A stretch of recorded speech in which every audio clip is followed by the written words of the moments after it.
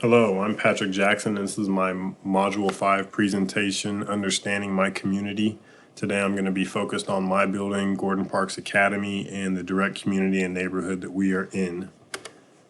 Sociological inventory, looking at the non-traditional households that are formed, a lot of times because of limitations on wages and time restraints due to families working for hourly wages or day-to-day jobs that aren't always concrete. Different communication groups within our neighborhood and community, our family networks. It's a very social neighborhood and with lots of families living in the direct neighborhood. Church affiliates, we have over 8 church congregations just in our city block alone, and a lot of families who are involved in sports and have parent coaches, and so coaches are a large community communication group within our neighborhood. We would be characterized as a low socioeconomic population with very poor infrastructure, not only in housing development, but also the availability of resources and transportation. It's a high African American and Hispanic population, and I would say the attitude of the community somewhat reflects isolation from gentrification. Customs and traditions. Our school is a K-8 STEM leadership magnet in applied and media arts, with elementary being a neighborhood magnet and middle school being a traditional magnet, which adds different communities into our school from those families coming from all over the city. Our neighborhood families versus magnet families. Neighborhood families make up a large population in our building. Magnet families make up a smaller population. So I'm going to focus more on the neighborhood families and the community that we're in directly. Viewing their role in our city, in our society, our neighborhood and community is isolated.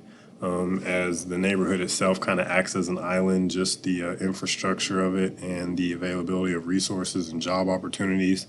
A lot of people in the community probably are so wrapped up taking care of themselves and their needs that they're not worried about what's going on outside of their immediate area. A lack of local businesses has a lot to do with that. And I would say our neighborhood is passively informed about economic and political issues in our city. And even with district information from the schools, which builds a lack of trust for our neighborhood and our community, who would be seeking for change but have not seen it. Our population characteristics in our families of our school, we are over 70% neighborhood families because our elementary makes up at least 70%, and they're predominantly neighborhood families, and a chunk of our middle school population that is a traditional magnet also makes up is also made up of some neighborhood families. So I'd put us somewhere between 70-80% neighborhood families.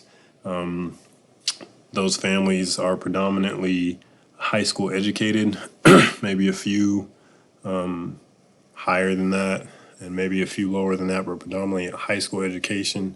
Our population is a pretty mixed ratio of male to female, and to this point have not had any non-gender compliant student or staff since I've been there. Parents represent a varied occupation status because of our traditional magnet families, but predominantly a working class population. Elementary, or I should just say neighborhood families in our school represent about 85% African American, but our middle school is much more diverse with a pretty even mixture of African American, Caucasian, and Hispanic families. Frequent racial tensions do occur inside the school and in the neighborhood and community, and a lot of that is a result of probably a lack of understanding of background experience, which ends up alienating unfamiliar people or ideas. Communication channels. We use a variety of different forms of communication with our families. Predominantly, their main sources of communication are local news outlets, social media, and word of mouth. They're also heavily supported by church communication because it is such a large church-going population.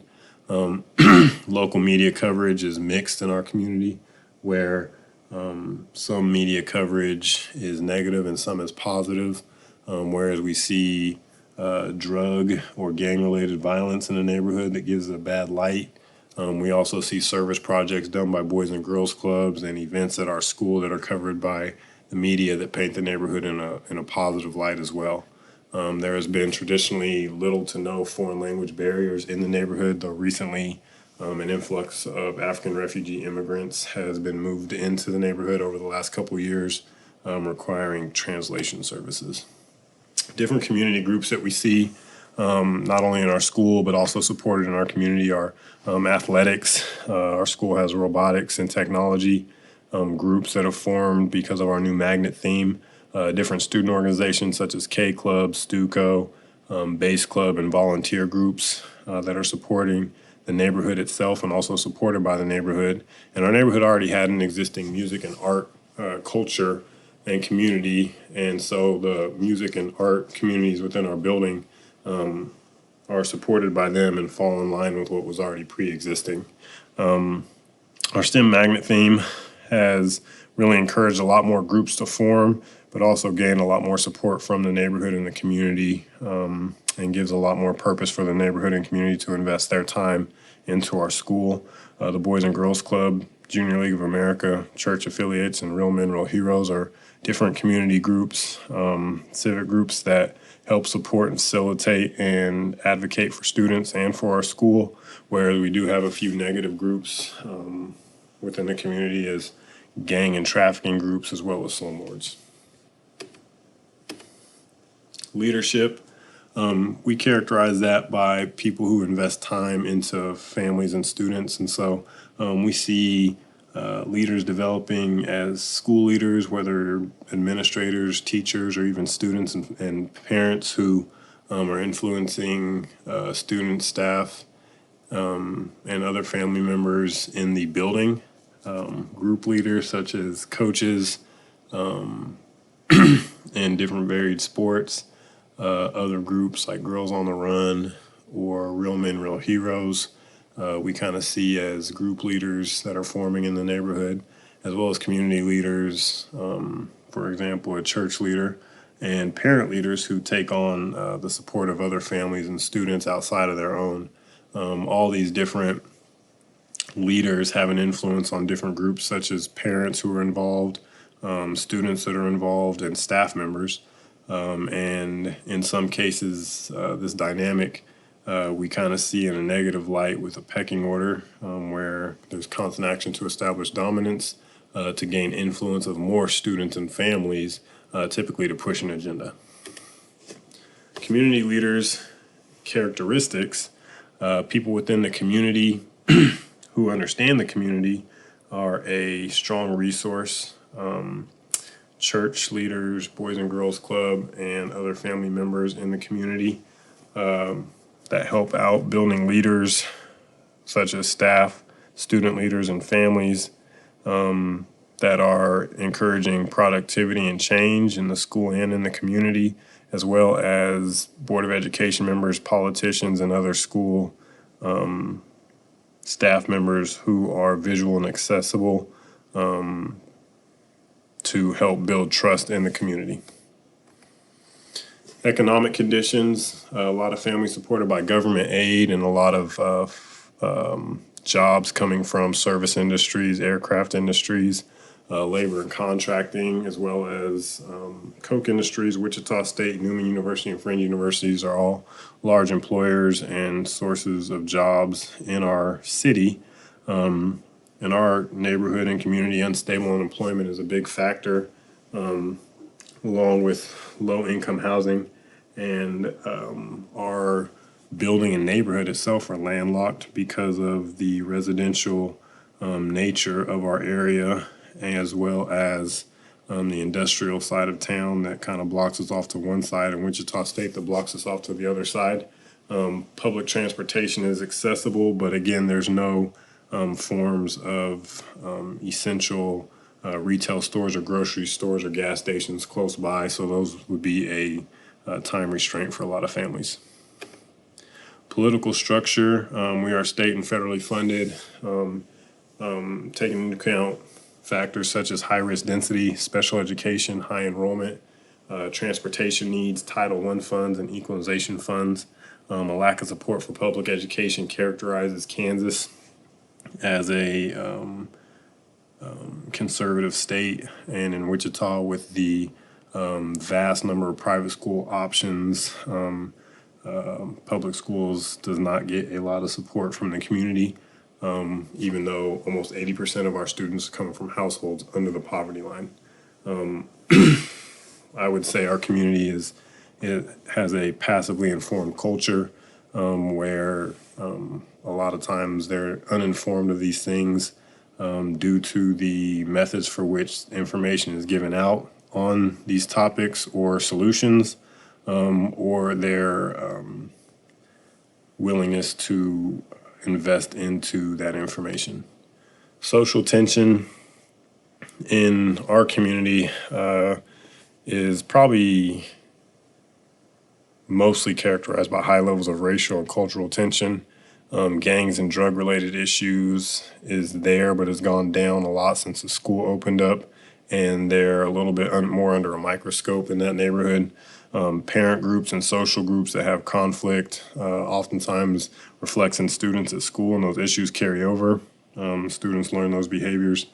Assumption based on cultural history and background cause a lot of issues through a lack of cultural proficiency. Variables such as school experience, low socioeconomic standing, employment status, essential needs, what families value, and their level of education are also things that influence different tensions in the community, and in general within our city end up making our neighborhood and our community look like a bad neighborhood or a bad school. Sources of information include district policies that can be accessed, Board of Education meeting minutes that can be accessed, as well as city records and school boundary maps that can also be accessed. Power structures that we see happen between the district leaders and school leaders, happen between community leaders and church leaders, and also happen between community leaders and school leaders. Koch, aircraft industry, and until recently, Wichita State have not been viable community partners, even though they are in our immediate vicinity of our neighborhood, have not had a huge influence on the neighborhood or the community. Multicultural issues, cultural assumptions versus cultural proficiency, a lot of times ends up characterizing us as afraid to try it their way.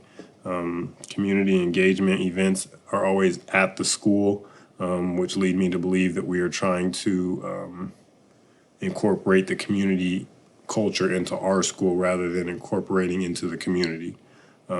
Equal opportunities for all learners is seen through our dress code policies and supply and supplementing necessities, school supplies for students.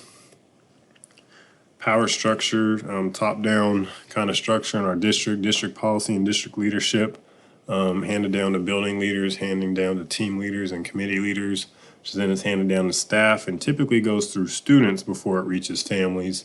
And I believe that it should probably go through families and students at the same time, if not families, then students.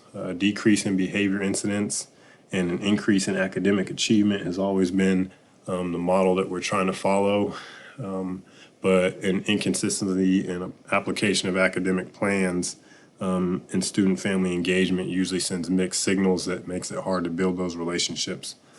Principals typically move through PTO and volunteer coordinators and committee chairs, and there's kind of a responsibility carousel power dynamic between school leaders, family leaders, and community leaders. Public opinion, there's been a breakdown in trust from school or district. School was put where it is to make education more accessible for the neighborhood, but the neighborhood feels like the school was put there kind of as a gotcha. This feeling has eased since we adopted STEM over IB, and I believe we need to break down the walls and open up the school to the community. Opinion surveys,